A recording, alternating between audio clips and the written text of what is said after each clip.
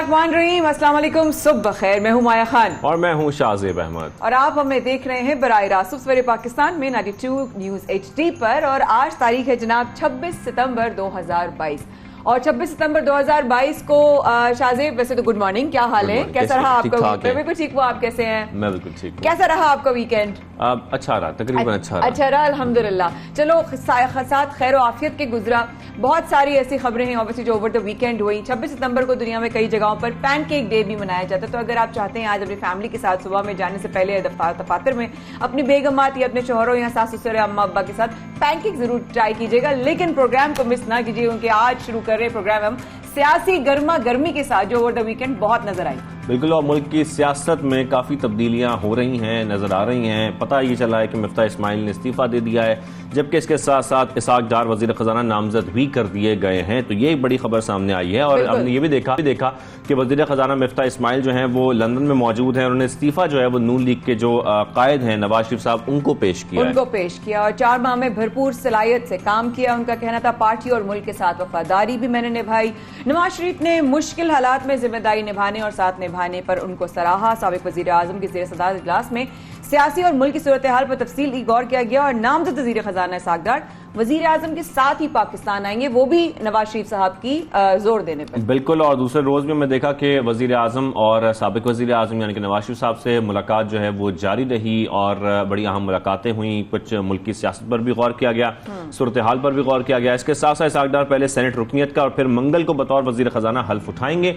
और आपको ये बताएं कि इसाक डार ने पाकिस्तान वापसी के लिए बुध की फ्लाइट पर बुकिंग करा रखी थी, लेकिन अब वो वजीर आजम के साथ ही जो है उन्हीं के तैयारे पर पाकिस्तान पहुंचेंगे, ये फैसला कर लिया गया है। काफी चेंजेस हुई हैं ओवर द वीकेंड हमारी सियासी माहौल में भी और वजारतों में भी। और एक बहुत अहम वजारत है शाहजेब जिसके ऊपर पूरी पाकिस्तान खासतौर पर अभी जब इकोनॉमिकल कंडीशंस ऐसी हैं तो ये वजारत बहुत अहम है। और ऐसे में सवालात भी उठते हैं कि ये जो इतनी बड़ी तब्दीली हुई है इसमें इत्तेहादियों का क्या, उनकी मुशावरत के साथ ये तब्दीली की गई है, उनसे बातचीत की गई थी, उसके बाद ये फैसला किया गया है? क्योंकि जो कायद हैं नून लीग के उन्होंने ये फैसला किया है, तो मेरे ख्याल में ऐसा होना तो चाहिए कि जो उनके इत्तेहादियों की मुशावरत की गई उनसे। और साथ साथ जो हमने ऑडियो लीक्स की भी ऑब्वियसली देखी खबरें, वो भी सामने आई, उसमें भी बात करते हुए जो है इसी हवाले से भी हुई जा रही थी।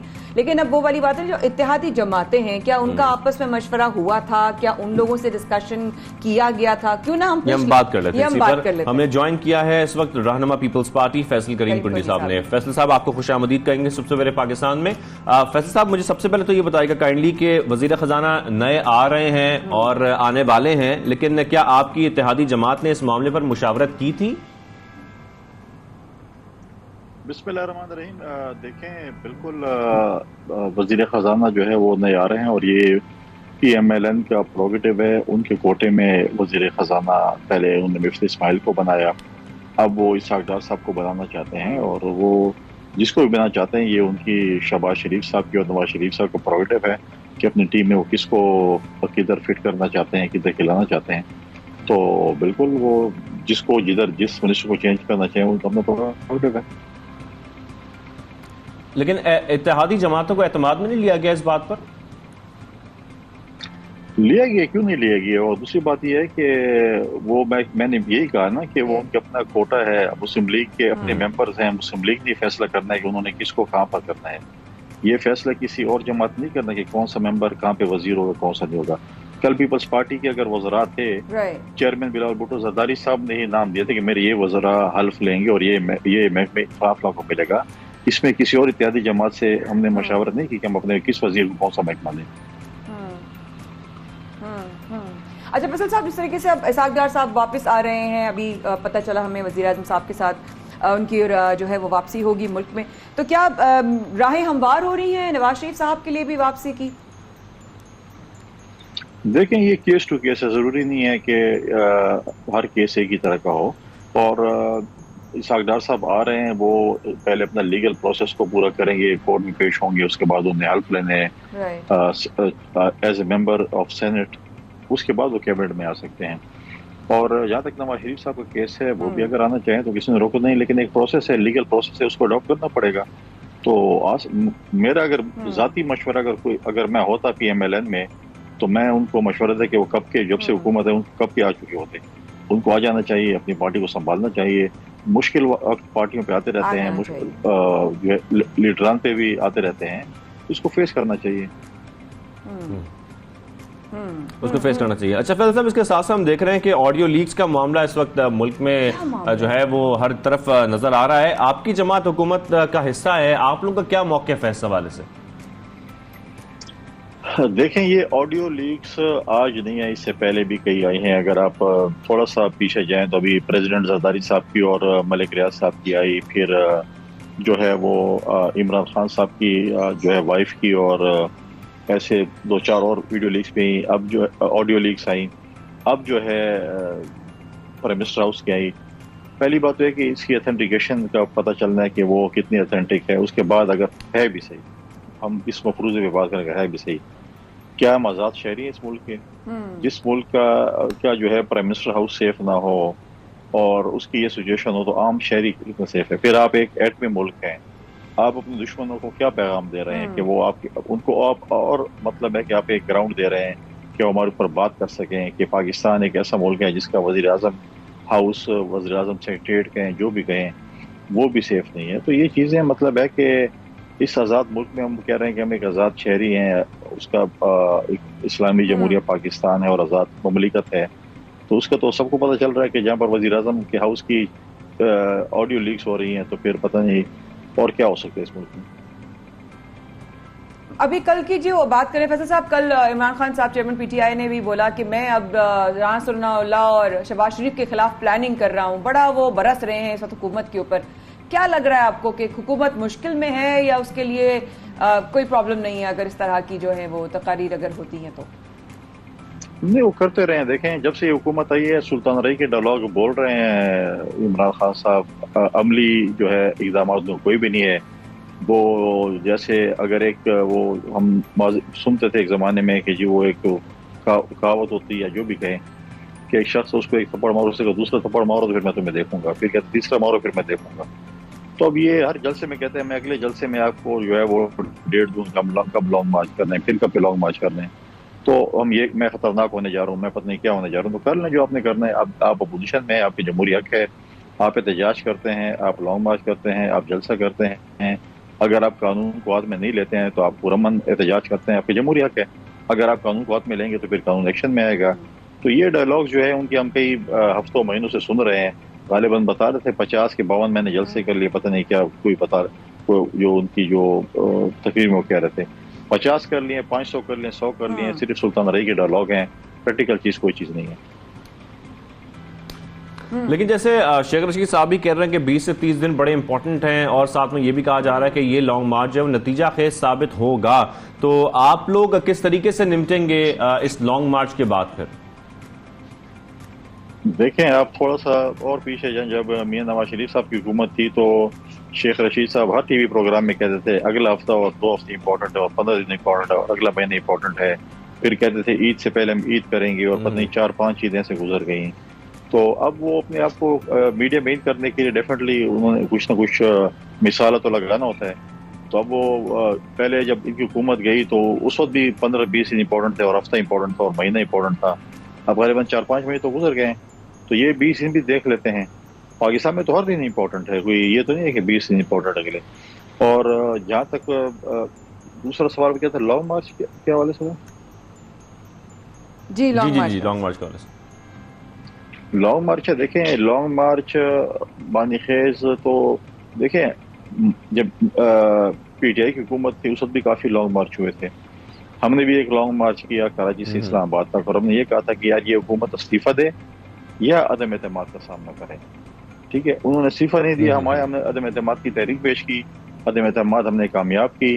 हम हमेशा ये कहते थे ये जो अब देखें परवेज़ इलाही साहब जो थे वो हमारे साथ डिप्टी वज़ीर आज़म थे, बाकी इत्तेहादी जमातें जो इनके साथ पीटीआई के साथ थी वो भी हमारे साथ थे।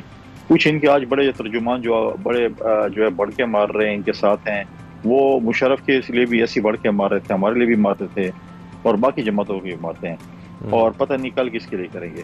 तो लिहाजा ये है कि लॉन्ग मार्च बिल्कुल आए, पूरा मन करें। लेकिन अगर कहें कि हम भी तो 4 साल कह रहे थे आप इलेक्शन कराएं, हम इस असम्बली को नहीं मानते, इस हुकूमत को नहीं मानते, आप सिलेक्टेड हैं, क्या इमरान खान इलेक्शन कराएं? कोई डेट दी? नहीं दी। तो अब क्या तो कर सकते हैं, ये हुकूमत देगी? तो हमने तो डेट दी हुई है, अक्टूबर 2023 में इलेक्शन होगा। तैयारी करें। उन्होंने तैयारी शुरू की हुई है अभी तो, मतलब जलसे रोजाना की 2-3 दिन बाद हर दूसरे दिन उनका जलसा होता है, तैयारी कर रहे हैं। बाकी तो जो टाइम पे, जो हम तो कहते हैं पार्लियामेंट टाइम पूरा करें।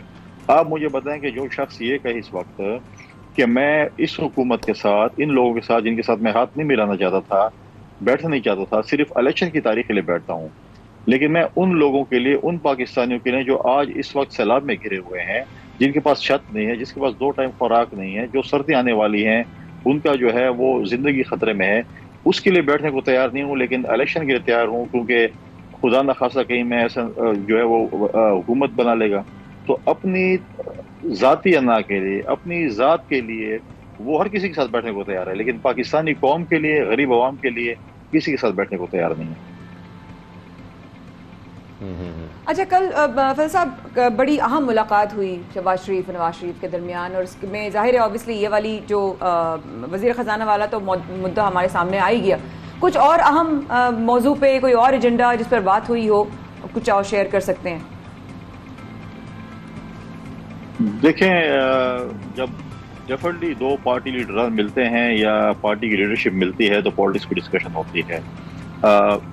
जो शहबाज शरीफ साहब यहाँ से जाते हुए भी मिले नवाज शरीफ साहब को, वापसी भी उनकी मुलाकात हुई। लोगों को बहुत एतराज़ होता है कि जी क्यों मिलते हैं, क्या है, PTI ने बड़े एतराज़ किया। देखें, आप उनको अच्छा समझे या बुरा समझे, इस वक्त नवाज शरीफ PMLN के रहनुमा है, लीडर हैं। इसी तरह इमरान अगर बुरा है, ठीक है, गलत है, जो कुछ भी है, वो PTI वाले उसको, उसके जो फॉलोअर्स हैं उसको लीडर मानते हैं। तो डेफिनेटली आप उनमें मुख्तलिफ चीज़ों पे डिस्कशन हुई होगी, और बहुत सी चीज़ें ये कह रही है कि जी नई अपॉइंटमेंट जो आ रही है आर्मी चीफ की, उस पर भी डिस्कशन होगी। प्राइम मिनिस्टर देखें, प्राइम मिनिस्टर का प्रोविटिव है कि वो हर के साथ मशवरा करता है, लेकिन कर सकता है, लेकिन आर्मी चीफ की अपॉइंटमेंट जो है वो प्राइम मिनिस्टर का प्रोविटिव है। डिफेंस सेक्रेटरी उनको 3 नाम भेजेंगे, उनमें से एक नाम पे उन्होंने एक शख्स को जो है वो आर्मी चीफ बनाना है। उसके अलावा अगर उन 3 में भी कोई ऐसा बात हो तो 2 और नाम भी मंगा सकते हैं। लेकिन अब और लोग अगर कहें, अब इमरान कहे कि मुझसे मशावरत के बगैर मैं चीफ नहीं बन सकता, तो आपकी कोई हैसियत नहीं है पूछने की। अब कल परसों जो है वो पराई शादी में अब्दुल्ला दीवाना वाली बात हो गई, वो ऐवान सदर से भी आवाज़ें शुरू हो गई कि जी मैं भी रोड लेकर। भाई आपसे पूछा किसने है? आप पहले बड़े कंट्रोवर्शियल हैं जजेस के मामले में, जैसे फाइज़ा के ऊपर आपने जो गलत रेफरेंस भेजा बाकी चीज़ों में, और प्रेसिडेंट ऑफ पाकिस्तान का कोई रोल नहीं होता आर्मी चीफ के अपॉइंटमेंट में। तो पराई शादी में अब्दुल्ला दीवाना बनना छोड़ो।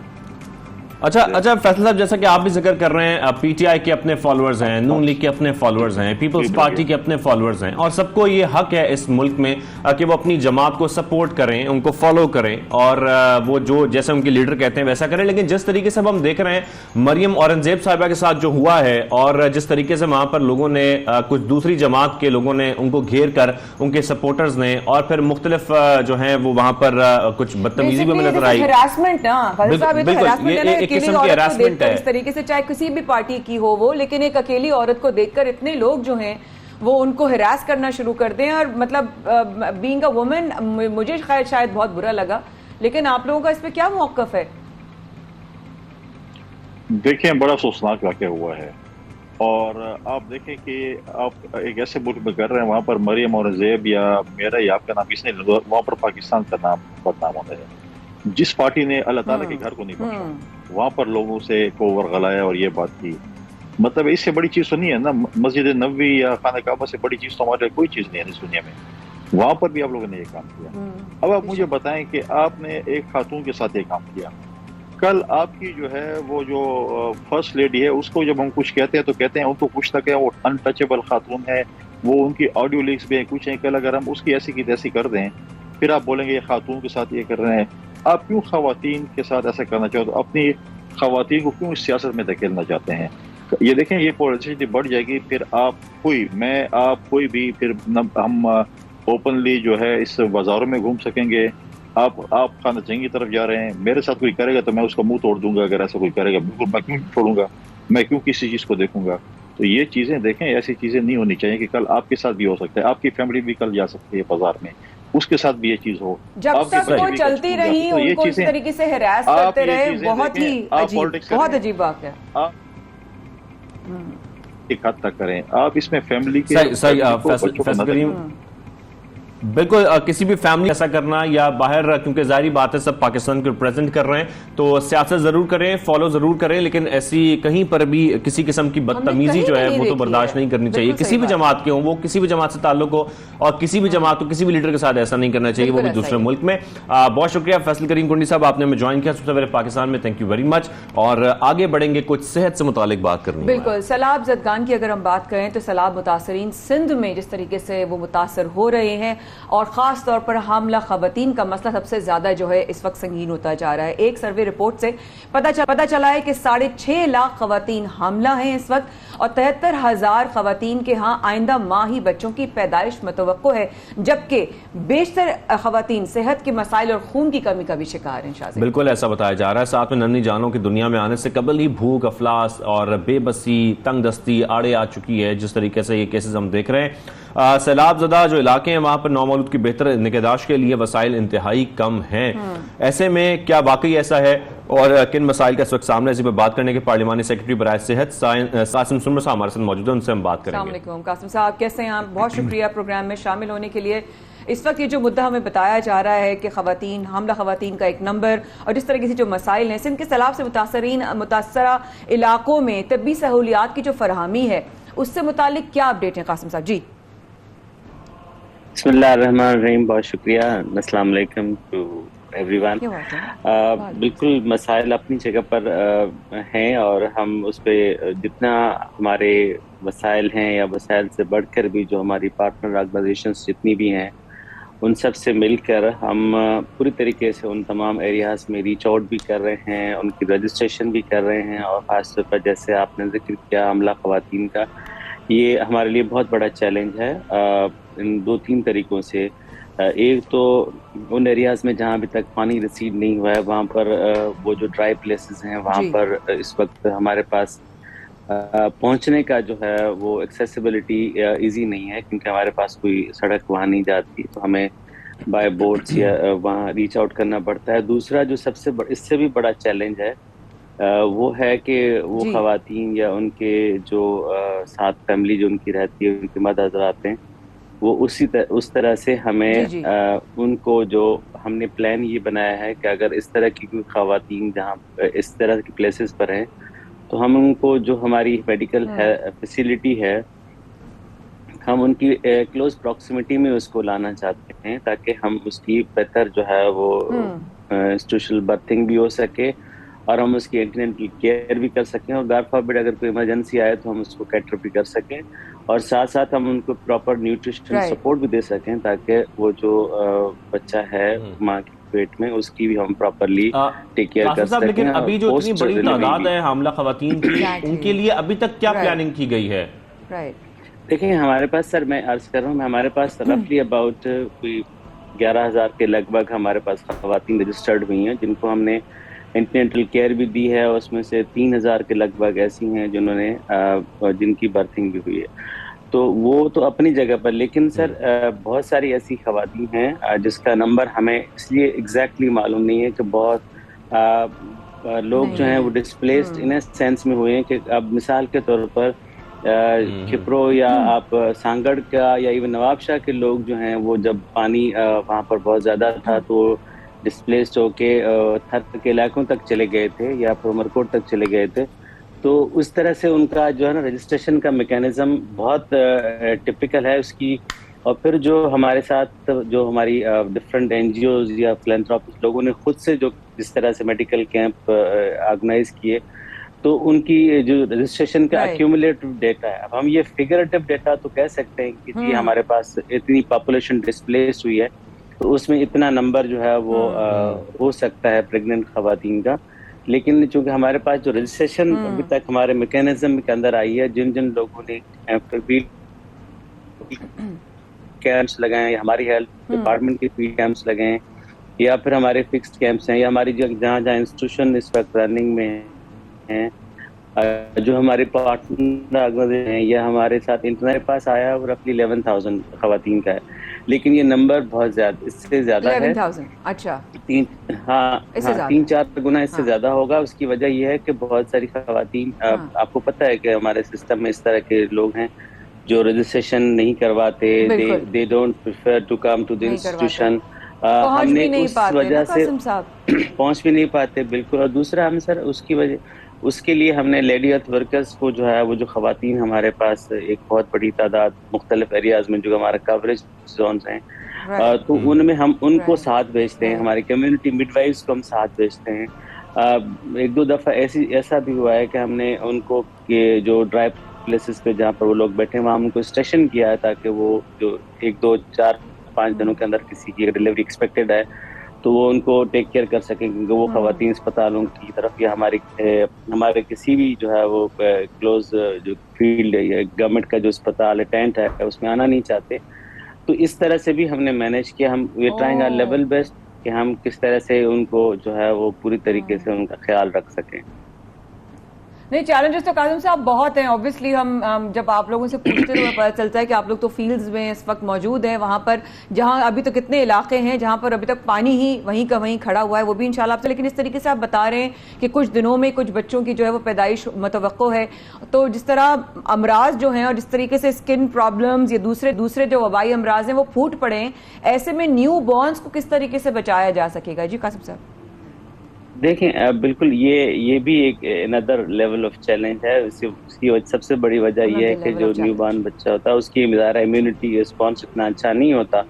तो हमने जहाँ तक गवर्नमेंट ऑफ सिंध जो हेल्थ डिपार्टमेंट की जहाँ रिस्पॉन्सिबिलिटी आती है, हमने उनको बच्चों के लिए जितनी भी न्यूट्रिशन सपोर्ट से लेकर माँ की भी न्यूट्रिशन सपोर्ट देते हैं, उनको भी उस तरह से उनका ख्याल रख रहे हैं ताकि वो कम से कम ब्रेस्ट फीडिंग करवा सके। और प्लस उनको जितनी अब ये एक सबसे बड़ा चैलेंज इस वक्त आता है वो है कि वो बहुत अनहाइजीनिक कंडीशंस में रह रहे हैं। वजह ये है कि आपके पास साफ पानी नहीं, हाँ, बहुत साफ पानी जो है वो उन एरियाज में बिल्कुल नहीं है।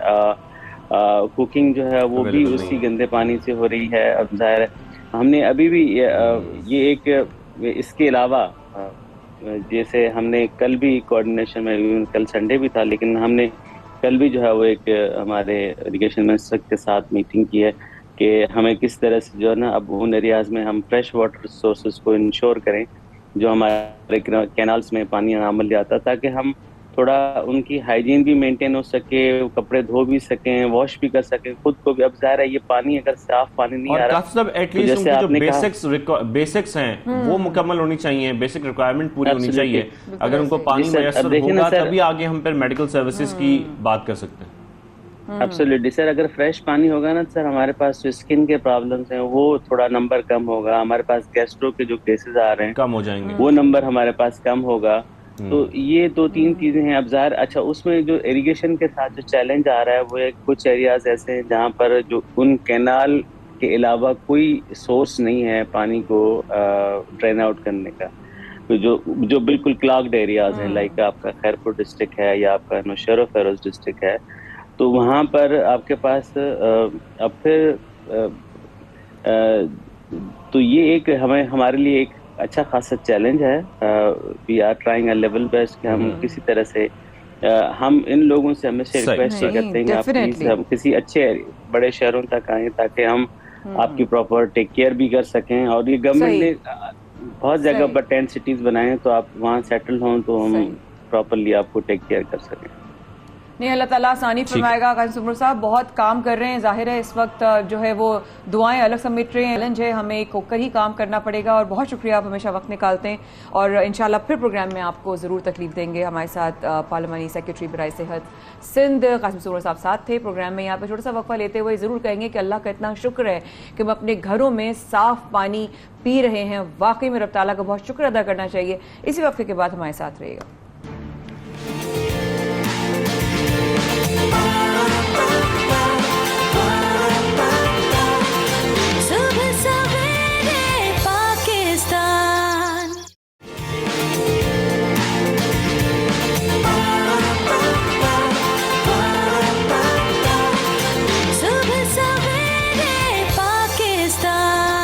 Welcome back. आप देख रहे हैं सुबह सवेरे पाकिस्तान। माया खान और शाहजेब अहमद के साथ प्रोग्राम में आगे बढ़ेंगे। पहले जिक्र हुआ सैलाब का, सदाबददा इलाकों का, वहां पर इस वक्त क्या सूरत हाल है, हेल्थ की क्या प्रॉब्लम्स है वहां पर। लेकिन हेल्थ की प्रॉब्लम्स कुछ शहर कराची में भी हैं और हम देख रहे हैं कि डेंगू के जो वार हैं वो तेजी से बढ़ते जा रहे हैं। इनको कंट्रोल करना बहुत जरूरी है और इसके साथ साथ कंट्रोल के साथ जो हम अस्पतालों की सूरत हाल है उस पर भी बात करना चाह रहे हैं। बिल्कुल ऐसे ही कराची में डेंगू से मुतासरा 2 मरीज दम तोड़ गए। शहर कायद में रवां साल डेंगू से अमवात 33 हो गई हैं। 335 नए मरीजों के साथ मुतासरीन की तादाद 5000 के करीब हो गई है। मजीद जानते हैं नुमाइंदा 92 न्यूज इब्राहिम से। अस्सलाम वालेकुम इब्राहिम, बताइएगा प्लीज इस वक्त मुल्क में डेंगू का जिस तरह वार तेजी से बढ़ रहा है, इस वक्त हालात है जो आप हमें अपडेट कर सकते हैं। जी देखिए, बिल्कुल कराची भर में डेंगू मच्छर ने वबाई सूरत इख्तियार कर ली है और रोज़ाना की बुनियादों पे 300 से 400 अफराद पॉजिटिव रिपोर्ट हो रहे हैं, जो कि महकमा सियाहत सिंध के अदाद-ओ-शुमार हैं। जबकि इसके अलावा अगर गैर सरकारी अदाद-ओ-शुमार की बात की जाए तो कई गुना ज़ायद है, क्योंकि मुख्तलिफ लेबॉर्ट्री और अस्पतालों में रोज़ाना की बुनियादों पर सैकड़ों अफराद रिपोर्ट हो रहे हैं तेज़ बुखार की शिकायत के साथ, जिनको डेंगू और मलेरिया भी हो सकता है। तो अगर रवां साल की बात की जाए जहाँ भाग अफराद की डेंगू से, तो सरकारी अदाद-ओ-शुमार के मुताबिक 32 अफराद कराची में जहाँ भाग हुए हैं डेंगू का शिकार होकर, और एक शख्स जो है वो हैदराबाद में जहाँ भाग हुए हैं डेंगू का शिकार होकर। ज़्यादातर जो अमवात हैं वो कराची के डिस्ट्रिक्ट सेंट्रल से हुई है। और अगर रवां माह की बात की जाए डेंगू की पॉजिटिव केसेस की तादाद की, तो रवां माह जो 4963 अफराद जो हैं डेंगू बुखार का शिकार हुए हैं। और अगर रवां साल की बात की जाए तो रवां साल के दौरान 7532 अफराद डेंगू के कंफर्म केसेस हैं। जबकि इसके अलावा जो अगर बात की जाए पूरे सूबे की, तो सूबे भर से भी रिपोर्ट हो रहे हैं बड़ी तादाद में डेंगू के केसेस, लेकिन सामने नहीं लाए जा रहे। महकमा सियाहत सिंध की जानिब से कुछ अदाद-ओ-शुमार खुफिया भी रखे जा रहे हैं। जबकि इसके साथ साथ अगर दाखिले की बात की जाए तो अभी भी कराची समेत सिंध भर के तमाम अस्पतालों में सैकड़ों अफराद डेंगू का शिकार होकर ज़ेर इलाज हैं, जिनको इलाज के हवाले से भी शदीद मुश्किलात का सामने। डेंगू प्लेटलेट्स मिलना मुश्किल हो रहा है और लोग अपने प्यारों को मुख्तलिफ अस्पतालों में दाखिल कराने पर मजबूर हैं। सरकारी और निजी अस्पताल जो है तकरीबन जो है भर चुके हैं डेंगू के मरीजों से। बड़ी तादाद में लोग अभी भी अपने प्यारों को लेकर पहुंच रहे हैं। अगर बच्चों की बात की जाए तो बच्चे भी बड़ी तादाद में डेंगू बुखार का शिकार होकर मुख्तलिफ सरकारी और निजी अस्पतालों में रोज़ाना की बुनियादों पर रिपोर्ट हो रहे हैं, जिनको जालियों में रखा जा रहा है। कुछ अस्पतालों में नेट ना होने की वजह से उनको शदीद मुश्किलात का भी सामना है। लेकिन रोज़ाना की बुनियादों पर जो 300 से 400 अफराद डेंगू का शिकार हो रहे हैं, ये तशवीशनाक सूरत हाल है, जिस पर पाकिस्तान मेडिकल एसोसिएशन ने भी तशवीश का इज़हार किया है और आवाम ने भी इस पर तशवीश का इज़हार किया और हुकूमत से मुतालबा किया है कि गली मोहल्लों में स्प्रे मुहिम जारी रखी जाए। दूसरी जानब तिबी माहिरीन ने भी आवाम को भी हिदायत की कि वो अपनी मदद आपके तहत भी शाम के वक्त डेंगू मच्छर मार स्प्रे करें, मुकम्मल आस्तीन वाले कपड़े पहने, और अगर 2 से 3 रोज़ तक मुसलसल बुखार रहता है तो अपना फौरी तौर पे जो टेस्ट कराएं। अगर डेंगू पॉजिटिव होता है तो फौरी तौर पर इलाज भी कराएं। ठीक है इब्राहिम रिन, जैसे आप बता रहे हैं, थैंक यू वेरी मच सबसे पहले तो। और जिस तरीके से आप बता रहे हैं कि बच्चों की बहुत बड़ी तादाद है जो डेंगू का शिकार हो रहे हैं, इसी पर बात करेंगे हम। हमारे साथ इस वक्त मौजूद हैं शो में डिस्ट्रिक्ट सेंट्रल की फोकल पर्सन डॉक्टर हिरा जहीर। डॉक्टर साहब अस्सलाम वालेकुम, गुड मॉर्निंग, कैसी हैं आप, खैरियत से हैं?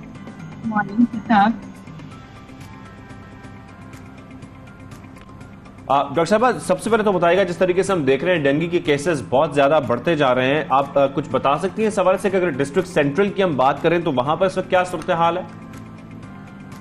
अच्छा, हमारे पास इस वक्त कंट्रोल सूरत हाल है। जैसे लास्ट वीक में हमारे पास केसेस जो थे वो 60, 670 इस तरह आ रहे थे, but now we are facing the decline, और अभी ये by 50% we are seeing the decline in the cases in district central.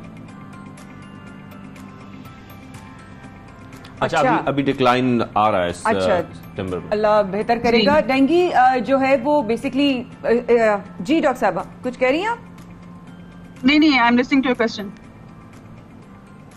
जी तो डॉक्टर साहब इस तरीके से बढ़ रहा है, आप कह रही हैं कि नंबर नीचे आ रहा है, लेकिन जाहिर है हमें ये चैलेंज का सामना तो है ही। तो अगर हम बात करें तो सेंट्रल के अस्पतालों में किस तरीके से, या फिर जिस तरह स्प्रे की जो मुहिम है क्या वो जारी है, जरा हमसे शेयर कर सकती हैं? जी बिल्कुल, अस्पतालों के हवाले से आपने बात की तो हमारे पास जो एलोकेटेड आप कह रहे हैं सरकारी जो हमारे पास आदाद-ओ-शुमार जो हमने मतलब आगे प्रोपगेट किए हुए हैं, दैट इज 206 बेड, मतलब 206 beds, and still we have 66 vacant beds.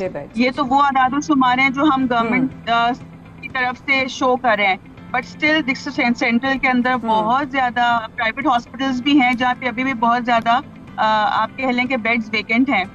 Your second question was? अच्छा, my second question was about the spray की जो बेसिकली मुहिम है कि उसको उसके ऊपर किस तरीके से जो है वो इकदाम हो रहे हैं. बिल्कुल, इसके यही हमारे पास पता है इस वक्त वाहिद हल है कि स्प्रे फ्यूमिगेशन और ये डीलार्वेशन, इसी के ऊपर जाना है और यही हल है, और कुछ आप कर नहीं सकते प्रिवेंशन के तौर पे. तो हमारे यहाँ तो वी हैव इंश्योर्ड कि हर गली में किया जाए और ज़्यादा से ज़्यादा स्प्रे सुबह और शाम के टाइम पर हम लोग इंश्योर कर रहे हैं कि मैक्सिमम एरियाज़ को कवर किया जाए. हॉटस्पॉट को लोकेट कर रहे हैं कि कहीं से जहाँ प्रीवियसली कोई हिस्ट्री है कि वहाँ पे हमें ज़्यादा केसेस मिल गए, तो उन केसेस को, उन एरियाज़ को हम हॉटस्पॉट के तौर पे मार्क कर लेते हैं और उसके बाद वहाँ पे हम फिर बहुत ज़्यादा ध्यान के साथ, प्रिसाइज और कॉन्साइज प्लानिंग के साथ वहाँ पे सारे हम हिकमत अमली के साथ स्प्रे वगैरह और जो भी कोई टेस्टिंग और सैम्पलिंग वहाँ से कंडक्ट करवाते हैं. अब डॉक्टर साहब, खासतौर पर बच्चों के हवाले से भी हमारे नुमाइंदे अपडेट कर रहे थे कि बच्चों की बहुत बड़ी तादाद है जो मुतासर हो रही है अब डेंगू से, डेंगू का शिकार हो रही है. कुछ आप फैक्ट्स एंड फिगर शेयर कर सकती हैं, एटलीस्ट बता सकती हैं कि इस वक्त मुख्तलिफ अस्पतालों में क्या बच्चों की तादाद ज्यादा है डेंगू पेशेंट्स में?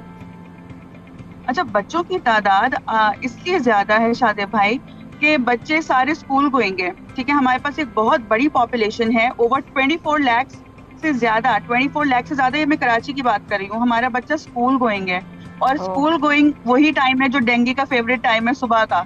और सितम ज़रीफ़ी ये है कि हमारे पास सारे यूनिफॉर्म्स के अंदर हाफ स्लीव्स हैं.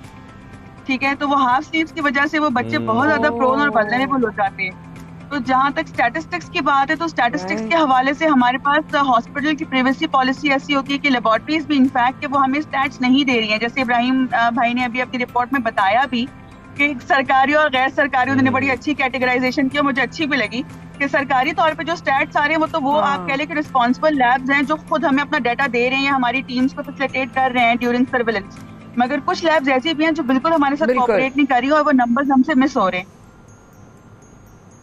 ओह, अच्छा, तो इसका मतलब डॉक्टर साहिबा जिस तरीके से आप बता रही हैं, ये जो नंबर्स मिस हो रहे हैं, जाहिर है ये नंबर्स भी जाहिर है काउंट होने चाहिए थे.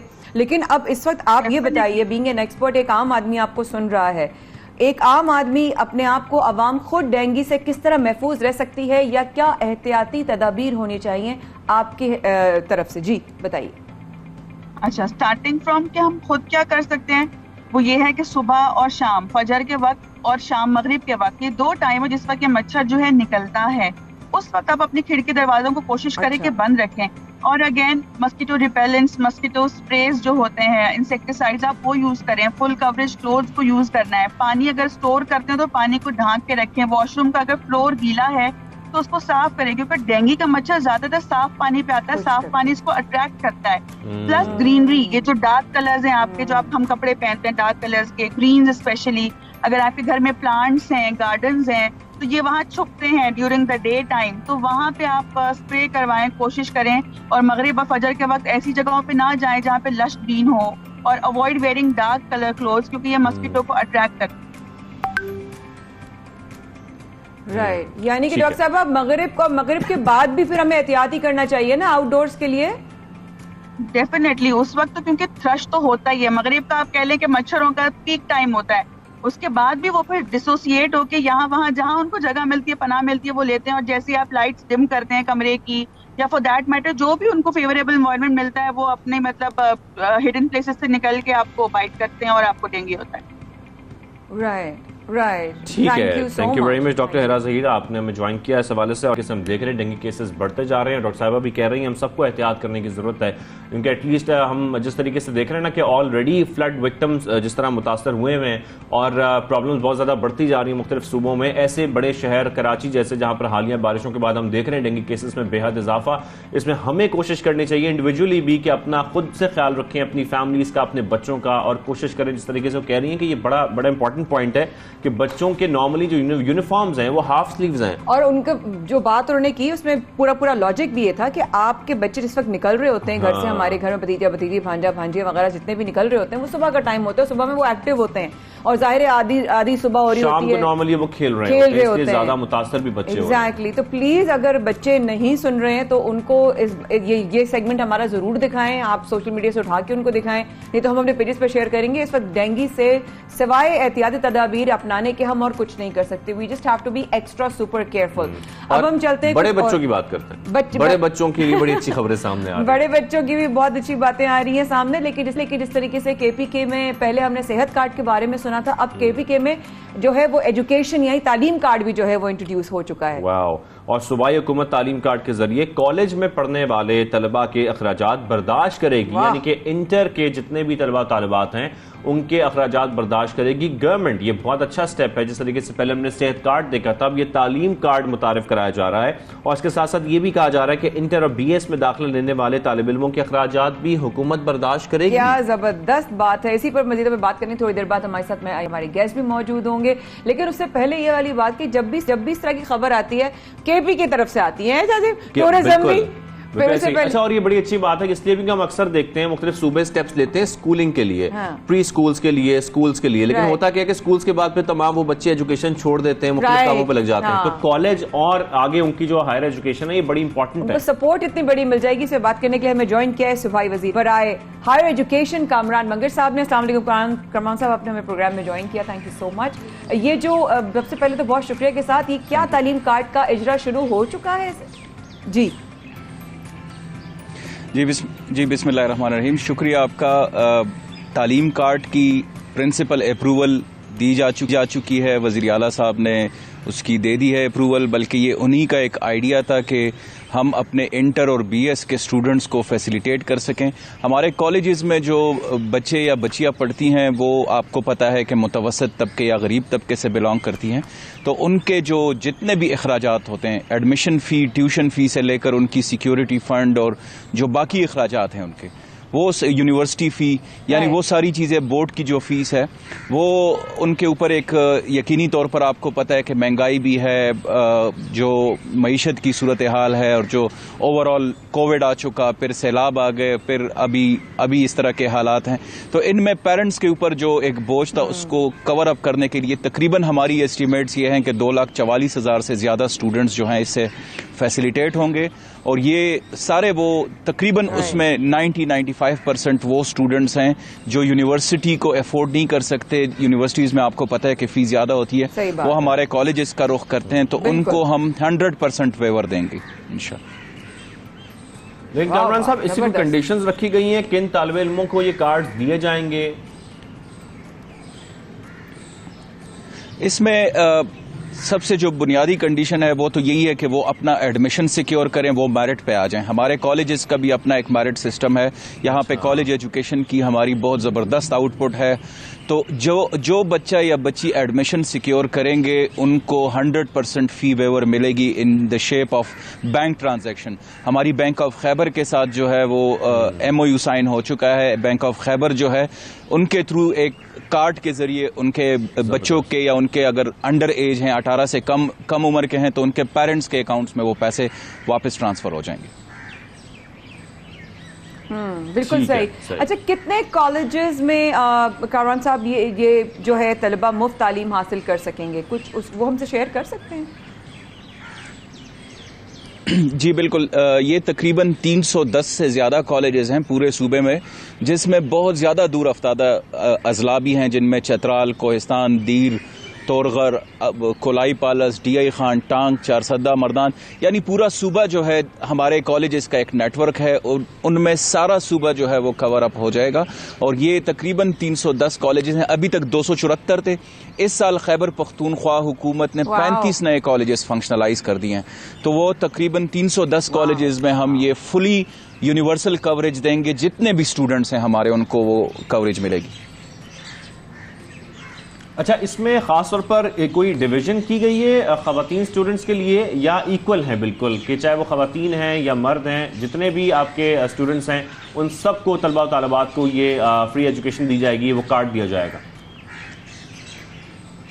मैं आपको एक इंटरेस्टिंग बात बताऊं, हमारे जो कुछ कॉलेजेस हैं उनमें को एजुकेशन है, जैसे एबटाबाद के कॉलेजेस हैं तो अब हमारे वहाँ पे बॉयज़ आ रहे हैं, वो कह रहे हैं कि जी हमारे लिए सेपरेट कॉलेजेस बनाएं, क्योंकि सारा मेरिट तो हमारी जो बच्चियां हैं वो बहुत ज़्यादा टैलेंटेड हैं, तो वो सारी एडमिशन सिक्योर कर देती हैं। तो ये अक्रॉस द बोर्ड होगा, यूनिवर्सल कवरेज होगी, ये जो बच्चियां और बच्चे हैं सबको ये fully coverage across the board होगा, ये बिल्कुल। That's very nice. Across the very board. nice, very nice. अच्छा, सालाना इस प्रोजेक्ट के ऊपर भी कितना जो है वो लागत आएगी, कितनी रकम खर्च होगी, और उसका कोई फैक्ट्स एंड फिगर्स हैं जो आप शेयर कर सकें? हमारे इस जो प्रोग्राम है इस पे इनिशियली हमारा एक्सपेंडिचर आ रहा है तकरीबन 1 अरब रुपए से ज़्यादा, लेकिन इसको हमने मज़ीद रिक्वेस्ट की है अगर हमारे ख़जाने के हालात बेहतर हो जाएं। आपको पता है कि एक गरीब सूबा है हमारा, रिसोर्सेज की हमारे पास हमेशा शॉर्टेज रहती है, फेडरल ट्रांसफ़र्स के ऊपर भी हम बहुत ज़्यादा रिलाई करते हैं। हमने इसमें अब फ्यूचर में टॉप अप्स रखने हैं कि अगर कोई बहुत ज़्यादा गरीब बच्चे हैं तो उनको हम बैग्स और बुक्स के लिए भी इंसेंटिवाइज करें, ताकि इसका बुनियादी मकसद ये है कि ऐसा इकोसिस्टम हो जिसमें गरीब और अमीर की तफरीक ख़त्म हो जाए।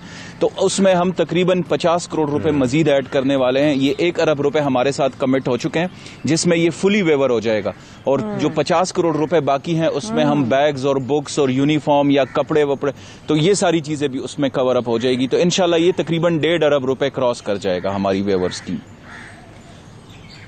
अच्छा, जिस तरीके से हम सेहत कार्ड की बात करते हैं कामरान साहब, तो उसका भी एक प्रोसीजर है वो हासिल करने का, या ये ऐसे ही होगा कि जैसे आपके आईडी कार्ड के एवज आपको सेहत कार्ड मिल जाता है, तो क्या ये तालीम कार्ड जो है ये बच्चों को प्रोवाइड किए जाएंगे या उनको खुद से अप्लाई करना पड़ेगा? थोड़ा सा इसका प्रोसीजर भी बता दें मुझे काइंडली। ये बड़ा सिंपल प्रोसीजर है। कोई भी बच्चा या बच्ची या उनके पेरेंट्स अगर एडमिशन सिक्योर कर देते हैं हमारे किसी कॉलेज में, तो उसमें उनके डिटेल्स आ जाएंगे। अगर बच्चा या बच्ची 18 साल से ऊपर है तो उनका अकाउंट जो है वो बैंक ऑफ खैबर में बन जाएगा, उसमें पैसे ट्रांजैक्शन हो जाएंगे उनके, जितने उन्होंने at the time of admission दिए हैं या जो उनको चार्ज होने वो उनके अकाउंट में ट्रांसफर हो जाएंगे। अगर कोई अंडर 18 है तो उनके पेरेंट्स की डिटेल्स हमारे पास आ जाएंगी और वो उनके अकाउंट में ट्रांसफर हो जाएंगे। तो इट्स वेरी सिंपल, सिर्फ और सिर्फ बच्चे ने या हमारी बच्ची ने जो है वो एडमिशन सिक्योर करना है। एडमिशन सिक्योर करने के बाद उनका पूरा डेटा हमारे सिस्टम में आ जाएगा और वो डेटा हम बैंक ऑफ खैबर के थ्रू उनको फिर ट्रांजेक्शन जो है वो करेंगे, बैंक अकाउंट उनका खोलेंगे। बिल्कुल एक ट्रांसपेरेंट सिस्टम है और इससे इंशाल्लाह हम ये समझते हैं कि 2,44,000 या 2,50,000 जो बच्चे और बच्चियां फैसिलिटेट होंगी, ये हमारा अगर हम फैमिली वाइज देख लें तो 1.5 मिलियन इनडायरेक्ट इससे बेनिफिशरीज होंगे हमारे।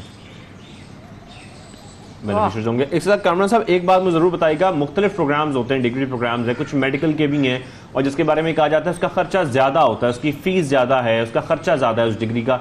तो क्या मेडिकल हो या कोई किसी किस्म की डिग्री हो, ये सबके लिए इक्वल है ये कार्ड? हमारे कॉलेजेस में जो है वो तो प्री मेडिकल और प्री इंजीनियरिंग और फिर बीएस के मुख्तलिफ प्रोग्राम्स हैं, कोई तकरीबन 30 से ज़्यादा हमारे प्रोग्राम्स हैं, जिसमें कोई भी बच्चा अगर एडमिशन सिक्योर कर लेता है तो वो क्वालिफाई कर जाएगा इसको। इसके अलावा हमारा पूरा एक स्कॉलरशिप का रिजीम हम उसमें लेकर आ रहे हैं इस पूरे सिस्टम में, जो हमारा सेकेंड फेज़ है। उसमें हमने मेडिकल स्टूडेंट्स, प्रोफेशनल स्टडीज़ के स्टूडेंट्स, उनको भी हम एक पूरा एक स्कॉलरशिप रिजीम के तहत लेकर आ रहे हैं, जिनका 100% फी वेवर होगा, बल्कि उनको मंथली इंसेंटिवाइज भी किया जाएगा। यानी अगर मेडिकल में किसी को कोई बच्चा जो है वो क्वालिफाई कर देता है तो उनको 25,000 रुपए मंथली उनको इंसेंटिव मिलेगा। तो वो भी इस पूरे प्रोग्राम का हिस्सा है। इन फर्स्ट फेज जो हमें अप्रूवल मिल चुकी है वो इंटर और बीएस के स्टूडेंट्स के लिए है और वो 100% वेवर है। अब इसके बाद अगर कोई प्रोफेशनल स्टडीज में जाता है, बिजनेस एडमिनिस्ट्रेशन में, अप्लाइड साइंसेज में, मेडिकल साइंसेज में, इंजीनियरिंग में, तो उनके लिए एक अलग से एक पूरा सिस्टम है जिसका भी हमने पूरी वर्किंग की हुई है और वो भी इंशाल्लाह हम इसी साल लॉन्च करेंगे इंशाल्लाह। Thank you so much. Kamran मगर साहब हमारे साथ मौजूद थे, सूबाई वजीर बराए हायर एजुकेशन हमारे साथ मौजूद है और शेयर कर रहे थे कि इस तरीके से केपी में तालीम कार्ड, एजुकेशन कार्ड इंट्रोड्यूस किया गया और कैसे लोग क्वालिफाई करेंगे, किस तरह हमारी जो आने वाली आगे नस्ल है, हमारी यूथ है, उनका फ्यूचर कैसे सिक्योर हो सकता है। सफ़े के बाद शाज़िया बरमाया कर रहे हैं आपका इंतजार, प्लीज़ ज़रूर रहिएगा हमारे साथ।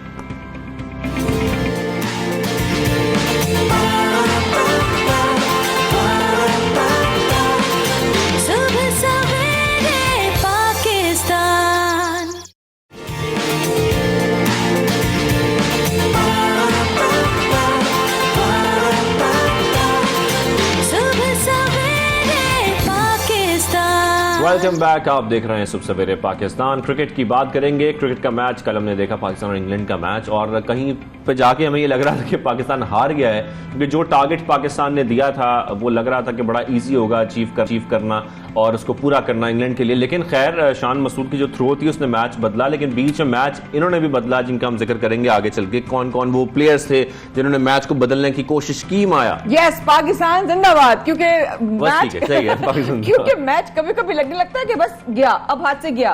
क्या ये मशहूर होने लगे हैं पाकिस्तानी प्लेयर्स कि एकदम से मैच को हाथ से निकलने देते हैं और फिर वापस ले लेते हैं अपने हाथ में, गेम अपने हाथ में हो जाता है। तो जी, अगर हम बात करें खासतौर पर 7 मैचेस की सीरीज, 2-2 तक सीरीज बराबर है। मोहम्मद रिजवान ने 88, बाबर आजम ने 36, शान मसूद ने 21, आसिफ अली ने 13 रन बनाए। मेहमान इंग्लिश टीम 163 रन पर ऑल आउट हो गई। इसके साथ साथ मोइन अली 29 रन बनाकर नुमाया रहे। हारिस रऊफ और मोहम्मद नवाज ने 3 विकेटें हासिल की। मोहम्मद हसनैन ने 2 खिलाड़ी आउट किए। इसी पर हमें बात करनी है क्रिकेट पर, तो हम अपने जो बिल्कुल चलते हैं। हमारे क्रिकेट एनालिस्ट सोहेब अलवी साहब मौजूद है। अस्सलाम वालेकुम सोहेब साहब, गुड मॉर्निंग एंड मुबारक हो, एक और मैच हम जीत गए। हाँ, मुबारक हो।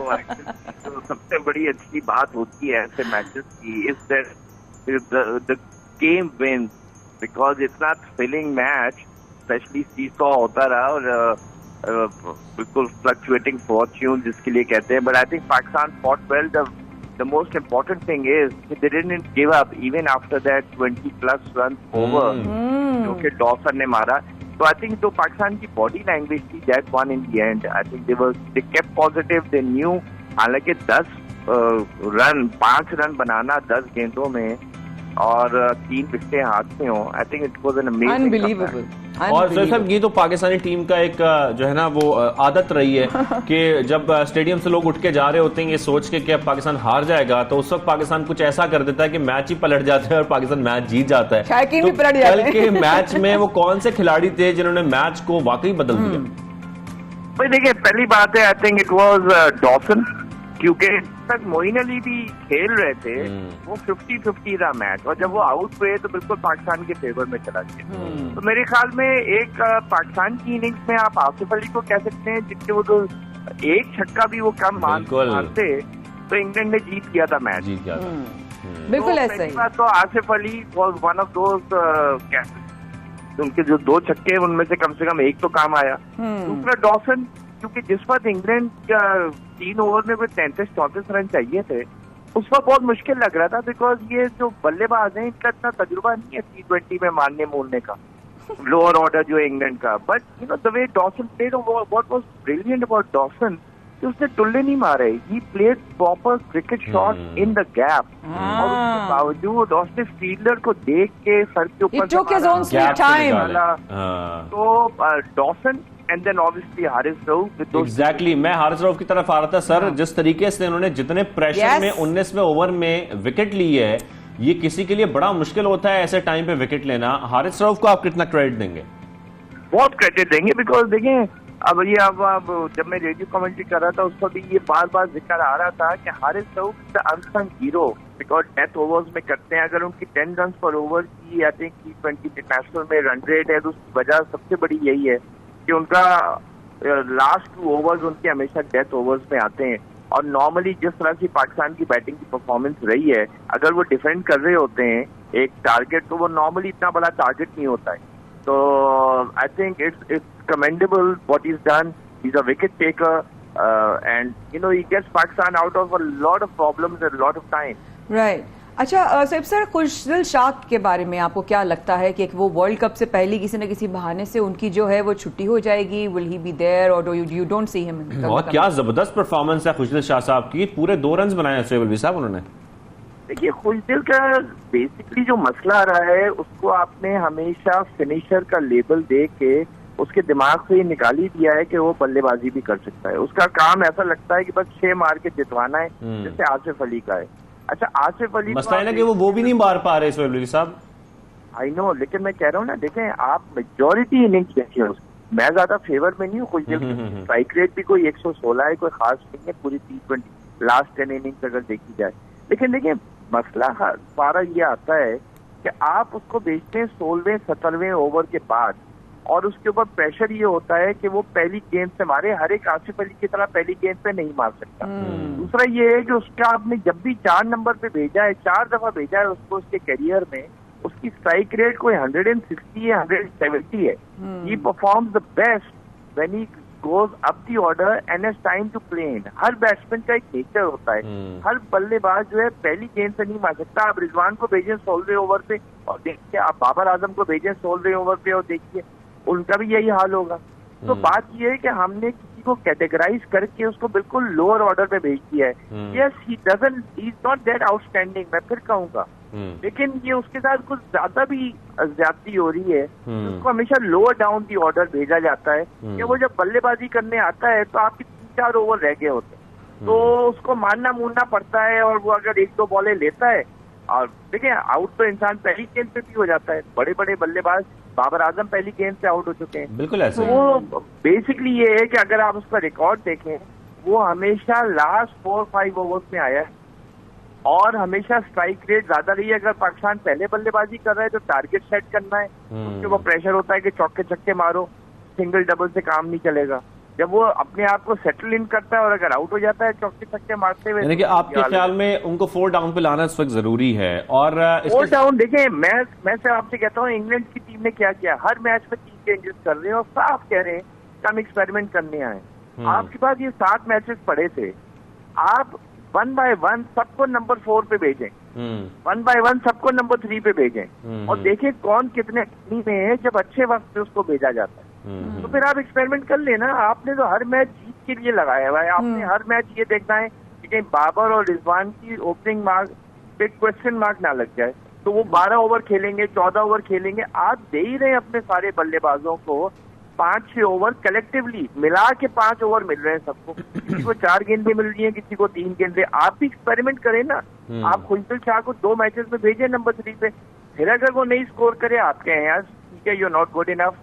आप आसिफ अली को कभी ओपन करके भेजें कि वो पावर प्ले में छक्के कितने मारता है, कुछ तो करें। आप कोई एक्सपेरिमेंट नहीं कर रहे। तो सोएब सर, आपको क्या लगता है लाहौर में जाके कुछ डिफरेंस होगा या यही एक्सपेक्टेशन है इस तरीके से आप अभी बता रहे हैं? क्योंकि देखें, ये लोग सीरीज जीतने के चक्कर में, ये अपना स्टेटस को मेंटेन करने के चक्कर में, ये एक्सपेरिमेंट करने के लिए नहीं आए। और करेंगे तो 3 मैचेस में एक प्लेयर पे एक्सपेरिमेंट कर लेंगे, कोई इंजर्ड हो जाएगा तो उसको बिठा देंगे, अदरवाइज ये नहीं करेंगे। ये अपने रूटीन में जाएंगे और ये कहेंगे कि जी हमें अपनी कॉम्बिनेशन को फाइनलाइज करना है। लेकिन कॉम्बिनेशन का मतलब होता है 1 या 2 प्लेयर, तो अगर बहुत अच्छे फेवरेट हैं तो उनको 8 मैचेस किए जाते हैं, नहीं फेवरेट है तो वो इंजर्ड करके बाहर बिठा दिया जाता है। Wow, thank you so much. Shoaib साहब हमारे साथ मौजूद है, क्रिकेट एनालिस्ट हमारे साथ, उन्होंने वक्त निकाला। थैंक यू सो मच, आपने मैच के ऊपर बात की। सोएब सर, इंशाल्लाह डेफिनेटली आपसे दोबारा टाइम लेंगे प्रोग्राम में। आगे अगले सेगमेंट का टाइम बात आ गई है, बात करते हैं कौमी खेल हॉकी की। बहुत ज्यादा अफसोसनाक हालात हैं और मुश्किलात के साथ जो इस तरह कौमी खेल की जो मुश्किलात का शिकार है, और यही वजह है कि हॉकी के प्लेयर्स दिल बर्दाश्ता होकर छोड़ रहे हैं, माशी मसाइल का शिकार भी हैं, डिसअपॉइंटेड भी हैं। बेहतर मुस्तकबिल के लिए कौमी हॉकी टीम के 2 खिलाड़ियों ने इस्तीफा भी दे दिया। अफसोसनाक बात बहुत है। अफसोसनाक और ये हमेशा से, ये कोई आज की शिकायत नहीं है, ये खिलाड़ी कई अरसे से शिकायत कर रहे हैं। फेडरेशन के हवाले से भी बात करते हैं कि हमें प्रॉपर मौके फराम किए जाएं, हमें जो खैर उनके प्रॉब्लम्स बहुत सारे हैं जिसमें हम बात करेंगे। इमाद शकील भट्ट और मुबशर अली हैं जो कि हॉकी फेडरेशन को अपने इस्तीफे भिजवा चुके हैं। इसके साथ साथ जो है वो ये भी कहा इमाद शकील भट्ट ने कि फैमिली की सूरत-ए-हाल इंतहाई खराब है, जिसके बायस मुस्ताफी हो रहा हूं। मैं बेहतरी चाहता हूं, अब अपने अहले खाना के लिए मौके तलाश करूंगा। वो 10 साल तक कौमी टीम का हिस्सा रहे हैं, 10 साल तक। इसके दौरान 145 मैचेस में मुल्क की नुमाइंदगी की, जो एजाज की बात है। ये क्या हो रहा है हमारे प्लेयर्स के साथ, हमारे कौमी खेल के साथ? दूरी हो रही है, नए नस्ल नहीं आ रही हॉकी की तरफ। इसकी वजह यही है कि बिकॉज वो सीनियर्स को देखते हैं, उनको पता चलता है कोई फ्यूचर नहीं है, कोई सपोर्ट नहीं है। हम ये एक्सपेक्ट भी करते हैं कि वो परफॉर्म भी बेहतरीन करेंगे, वो मेडल्स भी लेकर आएंगे, वो जीतेंगे भी हर जगह जाकर। तो ऐसा पॉसिबल नहीं है। आपको पहले उनको फैसिलिटेट करना है, आपको उनको फंड्स प्रोवाइड करने हैं, उनको हर तरीके से मुतमईन रखना है, उसके बाद वो परफॉर्म कर सकते हैं ताकि उनको कोई टेंशन ना हो। इसी पर बात करने के साबिक हॉकी ओलंपियन शहबाज हमारे साथ मौजूद है, उनसे हम बात करेंगे। Thank you very much sir, आपने हमें ज्वाइन किया सबसे पहले पाकिस्तान में। सर, इस वक्त जो कंडीशंस देख रहे हैं ना, ये बहुत ही अफसोसनाक हैं और मेरे ख्याल में इस वक्त पूरी कौम को खासतौर पर इस पर एक इनिशिएटिव ये भी लेना चाहिए कि थोड़ी सी इसकी हाइप भी बनाएं, थोड़ी इस पर बात भी करें कि हॉकी को जिस तरीके से नजरअंदाज किया जा रहा है, जिस तरीके से प्लेयर्स को नजरअंदाज किया जा रहा है, ये कोई अच्छा साइन नहीं है। कौन जिम्मेदार है इसका?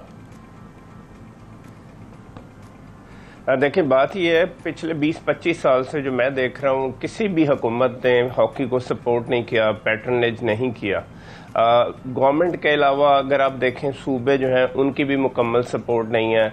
हाँ, सिंध मैं कह सकता हूँ कि मुराद अली शाह जो है उन्होंने हॉकी के फ़रोग के लिए बहुत ज़्यादा काम किया है।